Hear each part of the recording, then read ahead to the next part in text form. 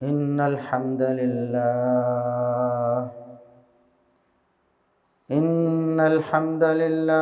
नहमदुहु व नस्तईनुहु व नस्तगफिरुहु व नऊज़ु बिल्लाहि मिन शुरूरि अनफुसिना व मिन सय्यिआति अअमालिना। मन यहदिहिल्लाहु फला मुदिल्ल लहु व मन युद्लिल फला हादिय लहु। अशहदु अल्ला इलाहा इल्लल्लाहु वहदहु ला शरीक लहु व अशहदु अन्न मुहम्मदन अब्दुहु व रसूलुहु। अल्लाहुम्मा सल्लि अला मुहम्मदिन व अला आलि मुहम्मद कमा सल्लैता अला इब्राहीम व अला आलि इब्राहीम इन्नका हमीदुम मजीद। अल्लाहुम्मा बारिक अला मुहम्मदिन व अला आलि मुहम्मद कमा बारकता अला इब्राहीम व अला आलि इब्राहीम इन्नका हमीदुम मजीद। अम्मा बअदु फया अय्युहन नास अला इन्ना खैरल हदीस किताबुल्लाह व खैरल हदी हदी मुहम्मदिन सल्लल्लाहु अलैहि वसल्लम व शर्रल उमूरि मुहदसातुहा व कुल्लु मुहदसतिन बिदअह व कुल्लु बिदअतिन ज़लालह। अऊज़ु बिल्लाहिस समीइल अलीम मिनश शैतानिर रजीम मिन हमज़िही व नफ़्ख़िही व नफ़्सिही। बिस्मिल्लाहिर रहमानिर रहीम।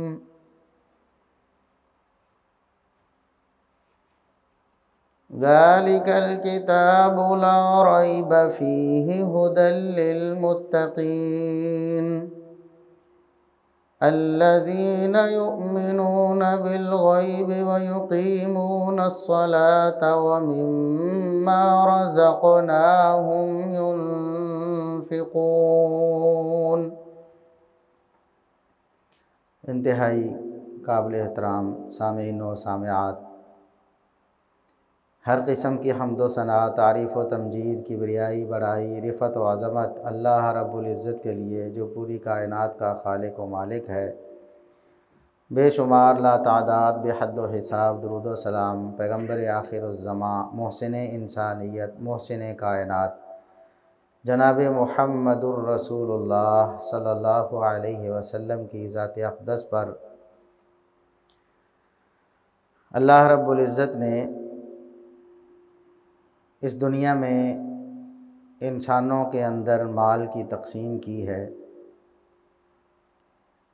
उसमें भी अल्लाह रब्बुल इज़्ज़त की हिकमत कार फरमा है।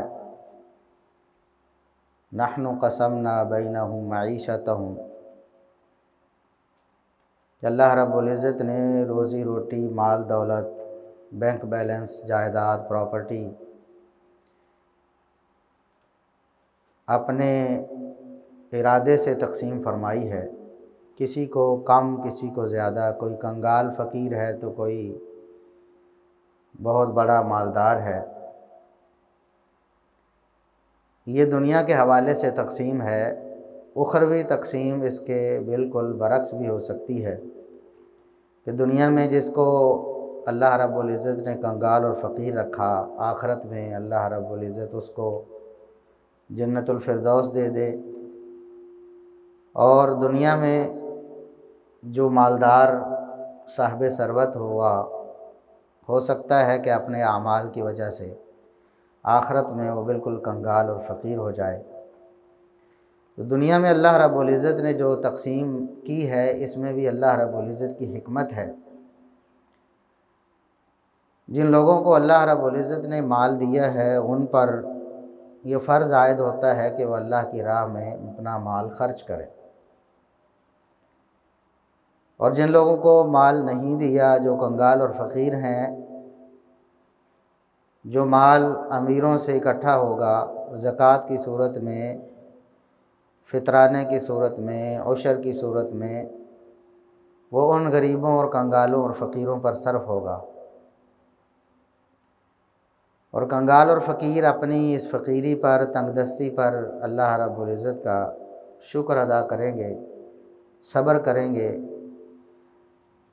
किसी गुनाह के काम में अपनी गुर्बत की वजह से मुलव्वस नहीं होंगे, तो ये भी उनके लिए अजर का बायस होगा।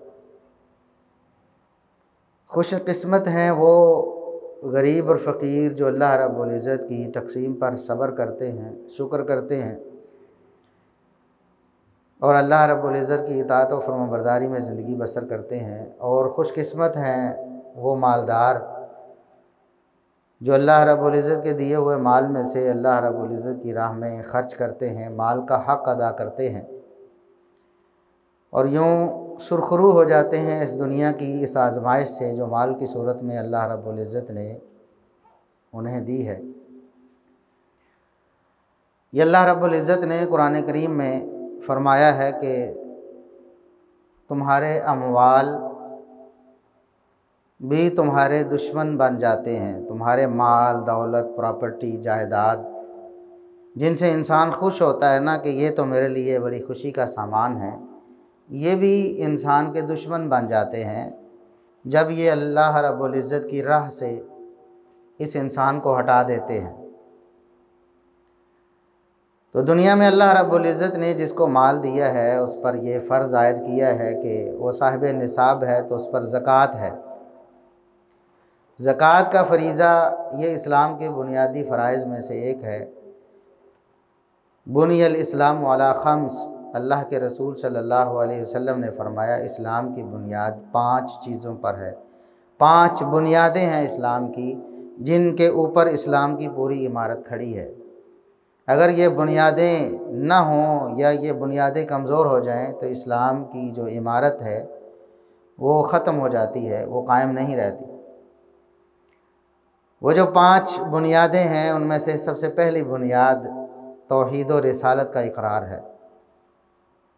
कलिमा तौहीद और रिसालत पढ़ना और दिल से उसे कबूल करना और उसके मुताबिक अपनी ज़िंदगी बसर करना, ये पहली बुनियाद है। फिर नमाज है, फिर रोज़ा है, फिर ज़कात है, फिर हज है। तो भी जिस तरह तौहीद और रिसालत पर ईमान रखना फ़र्ज़ है, जिस तरह नमाज अदा करना फ़र्ज़ है, जिस तरह रोज़े रखना फ़र्ज़ है रमज़ान मुबारक के, बिल्कुल उसी तरह अल्लाह रब्बुल इज़्ज़त ने जिनको इस्तिताअत दी है उनके माल में जो हक़ अल्लाह रब्बुल इज़्ज़त का मौजूद है उसे अदा करना भी फ़र्ज़ है। अब यह फ़रीज़ा कई तरीक़े से आयद होता है क्योंकि लोगों के पास जो माल है उसकी सूरत मुख्तलिफ होती है। कोई कारोबारी है, उस पर और तरह से ज़कात फ़र्ज़ होनी है। किसी के पास माल मवेशी हैं तो उस पर और तरह से ज़कात फ़र्ज़ होनी है। और कोई खेती बाड़ी करता है, काश्तकारी करता है तो उस पर और तरह से ज़कात फ़र्ज़ होनी। तो ज़कात हर साहिब इस्तिताअत पर फ़र्ज़ होती है और उसका निसाब भी उन इंसानों की इस्तिताअत के मुताबिक, उनके कारोबार के मुताबिक शरीयत ने मुतय्यन कर दिया है। अगर हम गौर करें तो यह ज़कात का फ़रीज़ा बिल्कुल मामूली सा है। अल्लाह रब्बुल इज़्ज़त ने एक शख्स के पास सोना चांदी है या माल कैश की सूरत में है तो उस पर 2.5% अल्लाह रब्बुल इज़्ज़त ने ज़कात फ़र्ज़ की। 2.5%, यानी 100 में से सिर्फ 2.5 रुपये, 100 रुपये हैं, अगर साहिब निसाब है तो 2.5 रुपये उस पर फ़र्ज़ होंगे कि वो अल्लाह की राह में ख़र्च करे, लाजमी तौर पर अपने माल में से निकाले। और साहिब इस्तिताअत, साहिब निसाब होने के लिए भी अल्लाह रब्बुल इज़्ज़त ने इतनी रिलैक्सेशन दी है कि एक शख्स लाखों भी अगर कमाता है, माहाना उसके अखराजात में सर्फ हो जाते हैं, जॉब होल्डर है, उसकी सैलरी आती है, लाखों रुपए सैलरी है, उसके घर के अखराजात इतने हैं कि वो लाखों रुपए साथ साथ सर्फ हो जाते हैं, तो अल्लाह रब्बुल इज़्ज़त ने उसकी इस दौलत पर कोई ज़कात नहीं रखी। हालांकि लाखों रुपए वो सर्फ कर रहा है अपने ऊपर, अपने बीवी बच्चों के ऊपर, अपने मामलात के ऊपर, अपनी आसाइशों के ऊपर, लेकिन अल्लाह रब्बुल इज़्ज़त ने उस पर ज़कात फ़र्ज़ नहीं की है। ज़कात फ़र्ज़ उस वक़्त होती है जब इंसान के पास ज़रूरत से ज़ायद माल सेव होना शुरू हो जाए। माल उसके पास पड़ा है, महीना, 2 महीने, 3 महीने, 6 महीने, 9 महीने, 10 महीने, 11 महीने भी गुजरेंगे तो अल्लाह रब्बुल इज़्ज़त की तरफ से ज़कात फ़र्ज़ नहीं होगी। हाँ, साल पूरा गुजर गया है और वो रकम इतनी बड़ी थी कि वो इस्लाम के मुतय्यन जो निसाब है उसके ऊपर पूरा उतरती है। जिस तरह आज के हिसाब से अगर हम देखें तो हमारे पास सोना चांदी तो नहीं, करेंसी हमारे पास होती है, कैश आम तौर पर हमारे लेन देन में सर्फ होता है। जिनके पास सोना चांदी है तो वो तो सोना चांदी का निसाब मुकर्रर है। सोने का निसाब 7.5 तोले है, चांदी का निसाब 52.5 तोले है। तो 7 तोले तक तो ज़कात नहीं है, 52 तोले तक ज़कात नहीं है, उससे ऊपर होगा और साल गुजरेगा तो उस पर ज़कात फ़र्ज़ हो। और जो कैश की सूरत में किसी के पास माल है, सेविंग है, बैंक बैलेंस है, कमेटी डाल के उसने अपना माल जो है जमा किया हुआ है, तो जब उसका माल चांदी के हिसाब से निसाब को पहुंच जाएगा, जो कि 1.25 लाख से ऊपर कीमत बनती है, 1,30,000 के राउंड अबाउट बनती है, इतना माल उसके पास पूरा साल मुसलसल पड़ा रहा है, सर्फ नहीं हुआ, ज़रूरत नहीं पड़ी, माल ज़्यादा है उसके पास पड़ा हुआ है, तो उस पर फिर ज़कात फ़र्ज़ हो।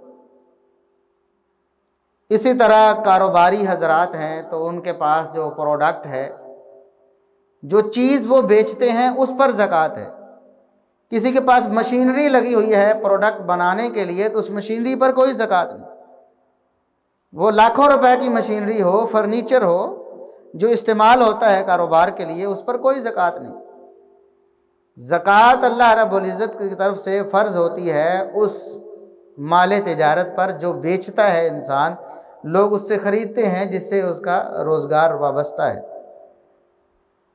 तो वो अगर निसाब को पहुंचता है और उमूमन छोटा कारोबार भी हो तो उसके अंदर जो मालियत है वो लाखों रुपए की होती है, तो जाहिर है अगर 1.25 लाख है और पूरा साल उसके पास वो 1.25 लाख का माल उसके गोदाम में, उसकी दुकान में, उसके स्टोर पे मौजूद है, तो वो साहिब निसाब होगा और उस पर ज़कात फ़र्ज़ होगी। तो एवरेज हिसाब लगाए साल के शुरू में, साल के आखिर में कितना माल है, उसके एवरेज पर उस पर ज़कात फ़र्ज़ हो। तो अल्लाह रब्बुल इज़्ज़त ने बहुत ही मामूली सी एक रकम जो है वो अल्लाह रब्बुल इज़्ज़त ने फ़र्ज़ की है ज़कात के तौर पर, 100 में से सिर्फ 2.5 रुपए, और वो भी मैंने बताया कि बहुत ही साहिब सरबत हो, जिसके पास सेविंग है और पड़ी रहती पूरा साल ही, उसको ज़रूरत नहीं पड़ती, इतना ज़रूरत से ज़ायद माल है, उस पर ज़कात फ़र्ज़ हो, और वो सिर्फ 2.5 रुपए है, 2.5% है। और आज हम अपने इस मुल्क में तकरीबन 20 से 30% कम अज़ कम हम जो टैक्स की सूरत में हुकूमत को अदा कर रहे, टैक्स अदा कर रहे हैं, और इजबारी है, वो हर शख्स पर है, गरीब हो, अमीर हो, फाकों से मर रहा हो, तब भी उसने वो टैक्स अदा करना है, क्योंकि उसने चीनी खरीदनी है, उस पर भी टैक्स देना है, उसने साबुन खरीदना है, उस पर भी टैक्स देना है, उसने आटा खरीदना है, उस पर भी टैक्स देना है, कोई चीज़ भी वो ख़रीदता है उस पर टैक्स देकर वो ख़रीदता है। गरीब से गरीब है, तंग दस्त से तंग दस्त है, फाकों से मर रहा है, उसके घर में फाके पड़े हुए हैं, तब भी ये जालिमाना जो निज़ाम है दुनिया का बनाया हुआ वो हमारे ऊपर आयद है और हम बखुशी उसको अदा कर रहे हैं। कोई भी इनकारी नहीं होता उसको अदा करने से, इनकारी हो ही नहीं सकता। हाँ, ये अलग बात है कि जो बड़े मगरमच्छ होते हैं वो टैक्स नहीं देते, टैक्स से बचने के उनके पास 100 हरबे हैं, ये एक अलग बात है, लेकिन आम तौर पर ये टैक्स अदा किया जाता है, टैक्स अदा होता है। तो 18% तो GST है, तकरीबन 16, 17, 18%, वो तो हर शख्स ने देना है। उसके बाद फिर बिल में टैक्स लग के आने हैं, उसके बाद फिर प्रॉपर्टी टैक्स है, फिर मकान के टैक्स हैं, उसके बाद हर चीज़ में टैक्स है। तो इतने ज़्यादा टैक्स हम अदा करते हैं।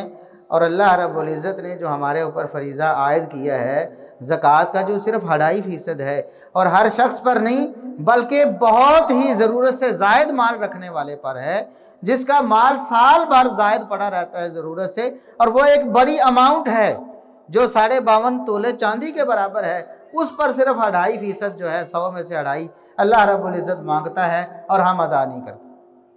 मुसलमानों की अक्सरियत इस हवाले से सुस्ती का शिकार है, मुजरिमाना तर्ज अमल इख्तियार किया है ज़कात के हवाले से। ये बहुत बड़ा अफसोसनाक अमर है। हालांकि ज़कात इंसान के माल को पाक करती है, इंसान के माल को बाबरकत बनाती है, इंसान के माल को अल्लाह रब्बुल इज़्ज़त के यहाँ पसंदीदा बनाती है। ऐसा माल बन जाता है कि अल्लाह रब्बुल इज़्ज़त उसके ज़रिए खैर ही खैर अता फरमाते हैं। उसके जो फितने हैं, उसकी जो आजमाइशें हैं, अल्लाह रब्बुल इज़्ज़त उनसे इंसान को महफूज कर लेते हैं सिर्फ 2.5% देने की वजह से, और वो भी बहुत ही साहिब सरवत लोगों की तरफ से। इसी तरह आजकल चूँकि ये गंदम की कटाई का सीज़न है, तो जो गल्ला अनाज पैदा होता है ज़मीन से, अल्लाह रब्बुल इज़्ज़त ने उस पर भी ज़कात रखी है। उसको उशर कहते हैं। उशर कहने का जो मकसद है, उसके पीछे जो एक लुग़वी तौर पर अगर देखें तो उशर 10वें हिस्से को कहते हैं। उशर कहते हैं 10वां हिस्सा। और ये भी देखें अल्लाह रब्बुल इज़्ज़त की कमाल मेहरबानी है, हर शख्स पर जो भी ज़मीन काश्त करता है उस पर उशर फ़र्ज नहीं होता। उसके लिए भी एक बाकायदा निसाब मुकर्रर है। इतना ज़्यादा गल्ला और अनाज अगर उसकी ज़मीन से पैदा होगा तो उस पर उशर फ़र्ज होगा। तकरीबन 20 मन के करीब बनता है। इससे कम है कोई उशर आप पर फ़र्ज नहीं। आपने एक शख्स का 15-18 मन उसके घर का खर्च है, 15 मन उसने गंदम काश्त की है, 15 मन गंदम उसने उठाई है, उस पर कोई उशर फ़र्ज। इससे ज़्यादा होगा तब उस पर उशर फ़र्ज होगा। और फिर आगे अल्लाह रब्बुल इज़्ज़त की कमाल मेहरबानी देखें कि 2 किस्में बना दी अल्लाह रब्बुल इज़्ज़त ने उशर के हवाले से। लोगों की ज़मीन की 2 किस्में, काश्तकारों की 2 किस्में बना दी। एक वो काश्तकार हैं, जिस तरह हमारे यहाँ जो उमूमन ये सिलसिला चलता है, ट्यूबवेल लगे हुए हैं, बिजली पे हैं, या फिर इंजन पे हैं, या फिर किसी भी तरीके से खुद पानी निकाल के ज़मीनों को देते हैं। तो ऐसी ज़मीन पर चूँकि ज़ायद मेहनत होती है, इंसान ने काश्तकारी भी करनी है और फिर पानी का इंतज़ाम भी करना है। खुद कुदरती तौर पर पानी पूरा नहीं होता, पानी का इंतज़ाम करना पड़ता है उसको। और वो जो पानी खुद अपनी मेहनत से वो निकालता है ज़मीन से किसी भी तरीके से, और ज़मीन को सैराब करता है, उसकी वजह से अल्लाह रब्बुल इज़्ज़त ने उस उशर को भी आधा कर दिया, यानी 10वें की बजाय 20वां हिस्सा कर दिया। यानी 20वां हिस्सा, 10वां हिस्सा 10 बनता है, 100 में से 10वां हिस्सा 10 रुपए बनेंगे, और 20वां हिस्सा 5 रुपए बनेंगे, 100 में से 20वां हिस्सा 5 रुपए। तो अल्लाह रब्बुल इज़्ज़त ने इतनी कमाल मेहरबानी की है ताकि किसी को किसी किस्म की मशक्क़त ना हो। अल्लाह रब्बुल इज़्ज़त के इस फरीज़े की अदायगी में किसी को तंगी ना हो। निसफ उशर यानी 20वां हिस्सा, 5% सिर्फ। और जो ऐसी ज़मीनें हैं जहां आपको पानी लगाने के लिए अपने असबाब वसाइल की ज़रूरत नहीं होती, बल्कि कुदरती तौर पर जो बारिश होती है उसी से फसल होती है, बारानी ज़मीनें जिन्हें कहते हैं, ऐसे इलाके भी हैं जहां पानी है ही नहीं, या बहुत गहरा है, निकालना मुश्किल है, या आबो हवा वहाँ ऐसी है कि पानी लगाने की ज़रूरत नहीं पड़ती, कुदरती बारिश वगैरह से ही सारा सिलसिला हो जाता है। तो ऐसी ज़मीन पे 10वां हिस्सा है, यानी 10% है, 10% है। जबकि हमारी आम जो ज़मीनें हैं जहाँ ट्यूबवेल वगैरह से पानी लगता है, वहाँ 5% है अल्लाह रब्बुल इज़्ज़त की तरफ से जो उशर है। एक निसाब मुकर्रर है, उस हद तक आपका गल्ला और अनाज पहुँचेगा, फिर आप पर उशर होगा। और वो 10वां हिस्सा बारानी ज़मीनों में, और 20वां हिस्सा यानी 5% हमारी इन जो ट्यूबवेल वगैरह के ज़रिए सैराब की जाने वाली ज़मीन।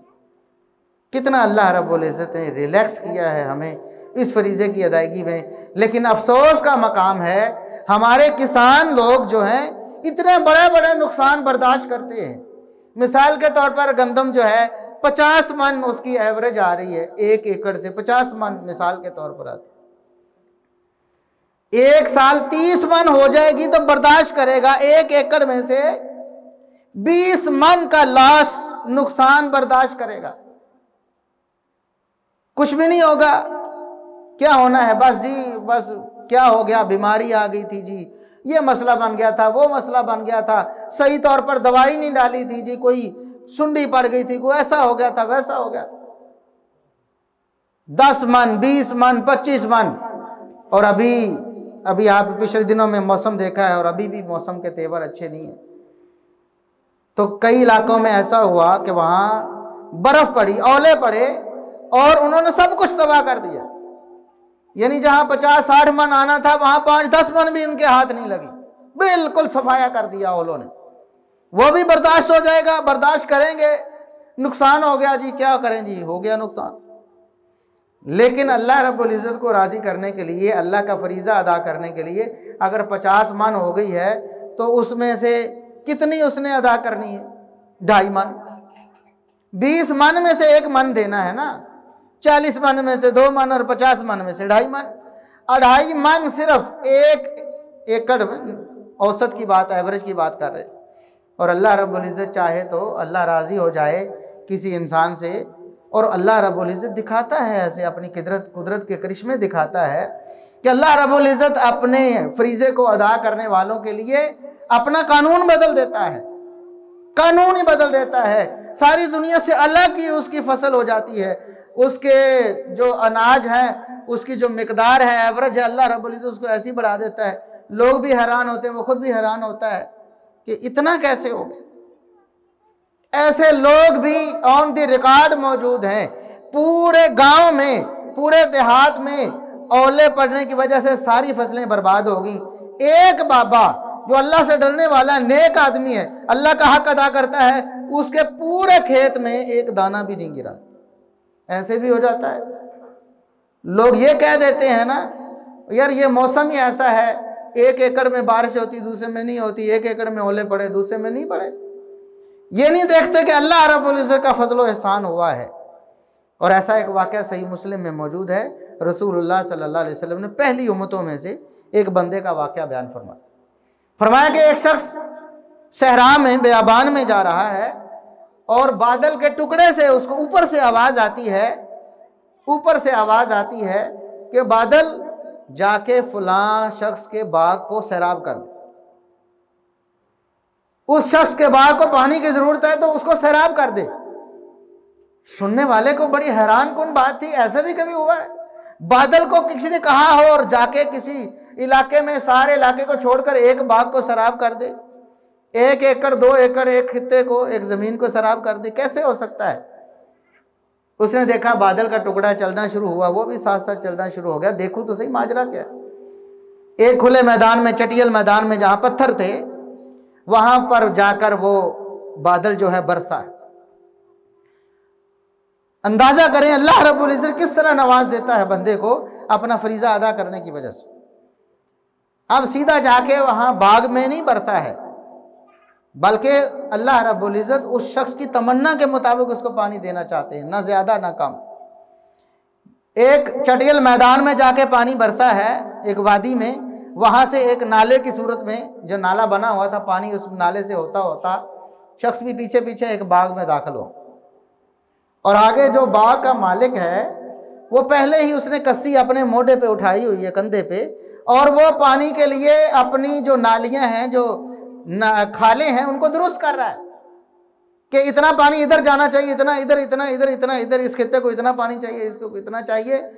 अल्लाह रब्बुल इज़्ज़त ने उसके लिए बंदोबस्त किया है। वो शख्स हैरान होता है और उस शख्स से पूछता है कि अल्लाह के बंदे बताओ तुम्हारा अमल क्या है, क्या अमल करते हो?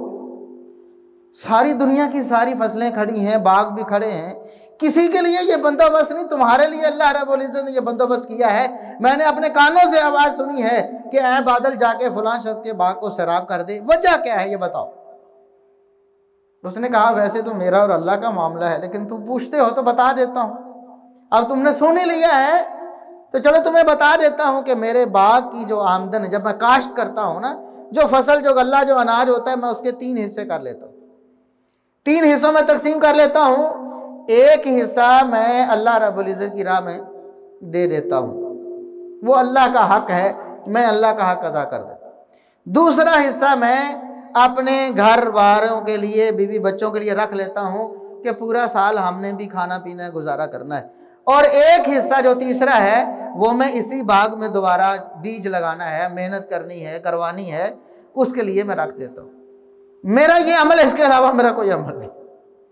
तो ऐसा भी होता है, अगर अल्लाह रब्बुल इज़्ज़त का हक आप अदा करेंगे तो अल्लाह रब्बुल इज़्ज़त बरकतें अता फरमाता है। आप ज़कात देंगे, आपका कारोबार चमक सकता है। आप लॉस में जा रहे हैं, आपको अल्लाह रब्बुल इज़्ज़त ने साहिब सरबत बनाया है, बजाय इसके ये सोचें भाई मुझे तो इस साल, पिछले सालों में तो मुझे 10 लाख प्रॉफिट होता है, इस साल मुझे 8 लाख हुआ है, फिर ज़कात भी अदा करूँ। भी अल्लाह ने माल दिया है, ज़कात तो 2.5% है, नुकसान आप 50% भी बर्दाश्त कर लेते हो, खुदा न खास्ता आग लग जाती है, कहीं को ऐसा मसला बन जाता है, 100% भी बर्दाश्त कर लेते, लेकिन 2.5% अल्लाह को राज़ी करने के लिए फरीज़े के तौर पर बर्दाश्त नहीं करते। तो अल्लाह रब्बुल इज़्ज़त का जो हक है, अल्लाह रब्बुल इज़्ज़त ने फरमाया वआतू हक़्क़हू यौम हसादिही। ये जो फसलें काश्त करते हैं किसान, अनाज है, गल्ला है, जिस दिन काश्त करना है उसी दिन उसका हक अदा करना, यानी उशर उसी दिन अदा कर देना है। 5% है, उसी दिन अदा कर देना है, बाकी सारे मामलात बाद में करने हैं। घर में बाद में लेके जाना है, लोगों को उजरत मजदूरी बाद में देनी है, बाकी सारे मामलात बाद में करने हैं। वहीं से उठाकर अल्लाह का माल अलग कर दो कि ये अल्लाह का हक है, मैंने अदा कर। इसी तरह ज़कात है आप पर फ़र्ज। साल पूरा हुआ, इस्लामी साल, जैसे ही साल पूरा होता है फ़ौरन अल्लाह रब्बुल इज़्ज़त का हक निकाल के मुस्तहिकीन को दे दे, अल्लाह की राह में उसको सर्फ कर दे, खर्च कर। इसी तरह सोना चांदी अल्लाह रब्बुल इज़्ज़त ने दिया है, साल पूरा होता है, इस्लामी साल 355 दिन तकरीबन होते हैं, तो जैसे ही साल पूरा हुआ उसमें से अल्लाह का जो हक है वो अदा, जितनी ज़कात बनती है, चाहे सोना उसमें से इतना निकाल दें, चांदी निकाल दें, अगर जेवरात वगैरह आप संभाल के रखना चाहते हैं तो उतनी रकम अपनी जेब से अल्लाह रब्बुल इज़्ज़त की राह में दे दें। फिर देखें अल्लाह रब्बुल इज़्ज़त की तरफ से बरकतें कितनी होती हैं, अल्लाह रब्बुल इज़्ज़त की तरफ से रहमतें कितनी होती हैं। अल्लाह रब्बुल इज़्ज़त आम रूटीन से हट के सारे कानून अल्लाह रब्बुल इज़्ज़त तोड़ के आपको कैसे नवाजता है, आप खुद भी हैरान होंगे, लोग भी हैरान होंगे कि यार इसने क्या अमल कर लिया है कि अल्लाह रब्बुल इज़्ज़त ने इसको ऐसा नवाज दिया। अल्लाह से दुआ है कि अल्लाह रब्बुल इज़्ज़त हमें अल्लाह का जो हक है हमारे माल में, हमारे अनाज में, हमारे कारोबार में, हमारे जो भी हमारे असबाब वसाइल है उनमें जो अल्लाह का हक है, ज़कात उशर की सूरत में अल्लाह रब्बुल इज़्ज़त हमें अदा करने की तौफ़ीक़ अता फ़रमाए। व आखिर दावाना अनिल हम्दुलिल्लाहि रब्बिल आलमीन।